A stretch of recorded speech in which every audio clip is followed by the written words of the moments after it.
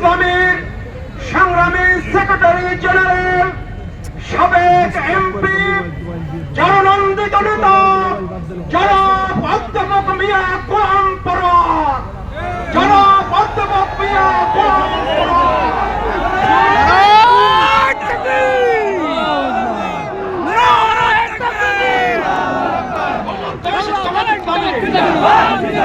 জিন্দাবাদ জিন্দাবাদ বাংলাদেশ জামাত ইসলামী যুব বিভাগ জিন্দাবাদ জিন্দাবাদ যুব বিভাগ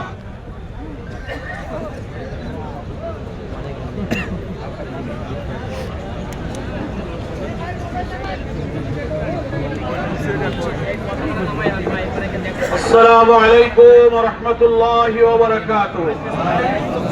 الحمد لله رب العالمين، الصلاة والسلام على سيد المرسلين وعلى آله وصحابه أجمعين.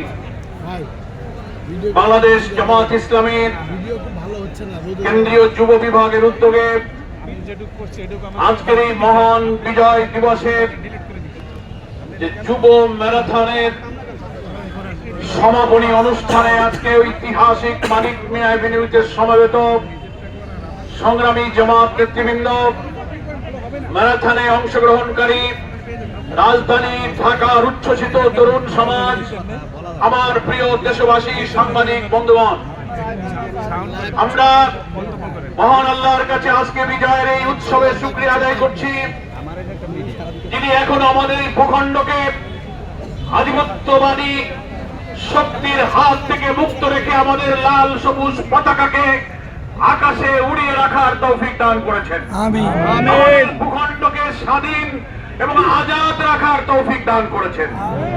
আমরা 24 জুলাইয়ের গণ অভ্যুত্থানের মধ্য দিয়ে এই বার্তা সারা দেশবাসীকে দিতে পেরেছি, বিজয় বা স্বাধীনতার অর্থ শুধু একটি ভূখণ্ড অর্জন করা নয়, বিজয় বা স্বাধীনতার অর্থ শুধু একটি পতাকা নয়, বিজয় বা স্বাধীনতার অর্থ শুধু একটি জাতীয় সঙ্গীত নয়, বরং বিজয়ের প্রকৃত অর্থ হল একটি দেশ ও জাতির রাজনৈতিক স্বাধীনতা, অর্থনৈতিক স্বাধীনতা, ধর্মীয় স্বাধীনতা, গণতন্ত্র, ভোটাধিকার, মানবিক অধিকারের স্বাধীনতা।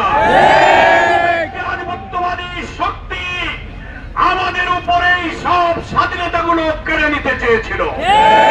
সেই কারণে আমাদের প্রকৃত বিজয়ের স্বাদ আমরা সেই দিন পাব আমাদের মুক্ত স্বাধীন এই বাংলাদেশে।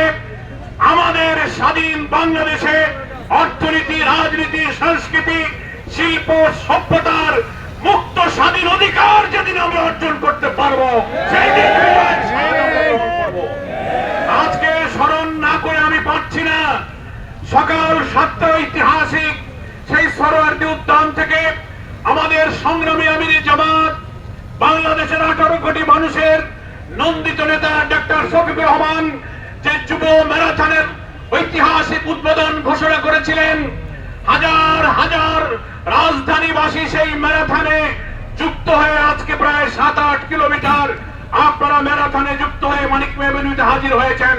আমি তাদের সকলকে মোবারকবাদ জানাই, কিন্তু একটি বেদনার স্মৃতি আমি স্মরণ করি।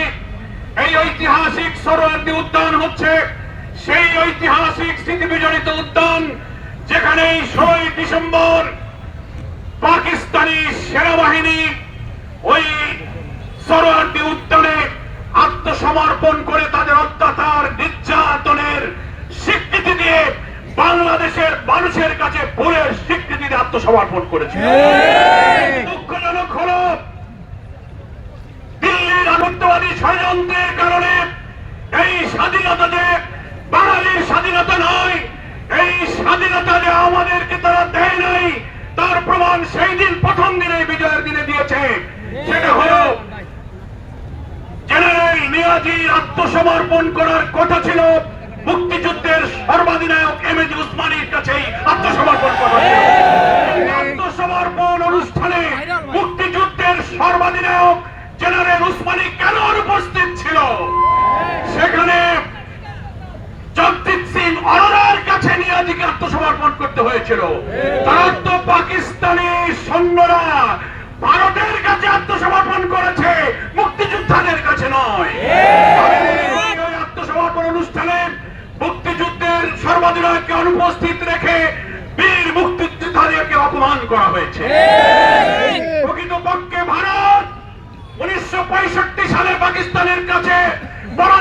প্রতিশোধ নেওয়ার জন্য স্বাধীনতা যুদ্ধে তারা আমাদের পেছনে এসে দাঁড়িয়েছিল। আর এই দিনে তারা বাংলাদেশের মানুষের কাছে, মুক্তিযোদ্ধাদের কাছে পাকিস্তানকে আত্মসমর্পণ করতে চায়নি। ইন্ডিয়ান এই ইস্টার্ন কমান্ডের প্রধান জগদীপ সিং অরোরার কাছে পাকিস্তানের আত্মসমর্পণ করতে হয়েছে। এই বিরাট প্রশ্ন আজকে বিজয়ের দিনে, স্বাধীনতার 54 বছর পর মুক্তিযোদ্ধাদের অপমান ভারত আমাদেরকে করেছে। তারা আরো অপমান করেছে। তারা বলে 16ই ডিসেম্বর হচ্ছে ভারতের বিজয় দিবস। তারা ওখানে 16ই ডিসেম্বরকে তারা বিজয় দিবস পালন করে। আজকে স্বাধীন বাংলাদেশের নাগরিক হিসেবে আমরা এই রাজনীতিতে, বাংলাদেশকে কূটনীতিতে, স্বাধীনতায় রাজনীতিতে এই অপমানজনক, বৈষম্যমূলক, আধিপত্যবাদমূলক, সাম্রাজ্যবাদমূলক আচরণের জন্য আমাদের ভারতের ক্ষমতাসীন সরকারের আচরণের আমরা তীব্র নিন্দা জানাচ্ছি।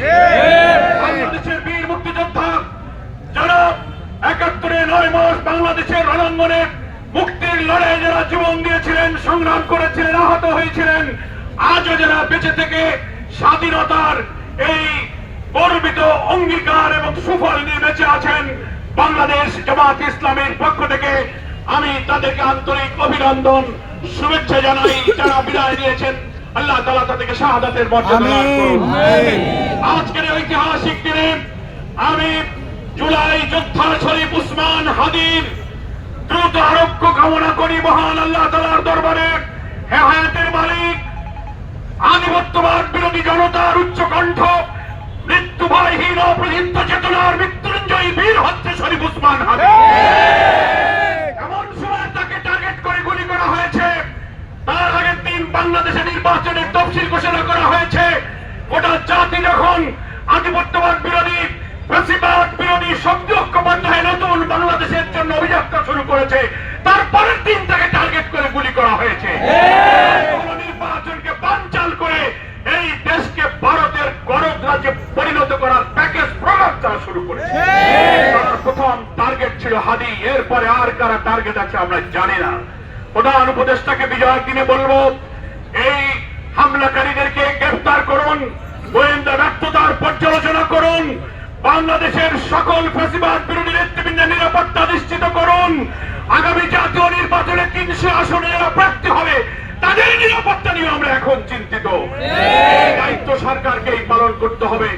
সংগ্রামী দেশবাসী, আসুন আগামী জাতীয় নির্বাচন বানচালের সকল ষড়যন্ত্রকে রুখে দিয়ে আমরা ফ্যাসিবাদ বিরোধী চেতনাকে ধারণ করে আমাদের শরীফ উসমান হাদির এই অকুতোভয় আত্মত্যাগ, এই সাহসী চেতনাকে বুকে নিয়ে আগামী নির্বাচনে আধিপত্যবাদ বিরোধী ইসলামী জনতার নতুন বাংলাদেশ গড়ার স্বপ্নকে আমরা বিজয়ী করি।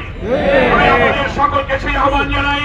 কষ্ট করে সকাল থেকে বিজয়ের দিবসের এই সূর্যোদয়ের সময় থেকে রাজধানীবাসীকে বিজয়ের আনন্দ, বিজয়ের বার্তা দিয়ে ইসলামী কেন্দ্রীয় যুব বিভাগকে এই কর্মসূচিতে যারা সফল করেছেন, আমাদের যুব বিভাগের যিনি প্রধান সহকারী সেক্রেটারি জেনারেল এহসানুল মাহবুব জুবায়ের নেতৃত্বে আজকের এই যুব র্যালি এই রাজধানীর সড়ক প্রদক্ষিণ করেছে।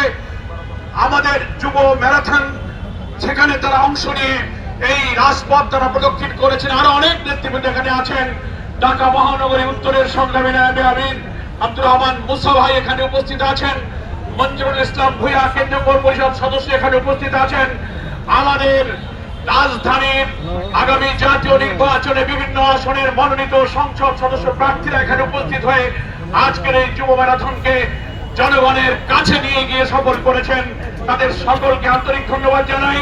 সাংবাদিক বন্ধুরা, দীর্ঘ সময় ধরে এই যুব ম্যারাথনের শুরু থেকে সমাপনী পর্যন্ত থেকে যারা নিউজ কভার করলেন, দেশের মানুষের কাছে বিজয়ের বার্তা পৌঁছে দিয়ে দেশকে আধিপত্যবাদ মুক্ত রাখার পক্ষে যারা কলম যোদ্ধা হিসেবে ভূমিকা পালন করছেন, তাদের সকলকে অভিনন্দন জানিয়ে আপনাদের এই ম্যারাথন শেষের সকলকে অভিনন্দন, মোবারকবাদ, সুস্বাস্থ্য কামনা করে আমার বক্তব্য এখানেই শেষ করছি।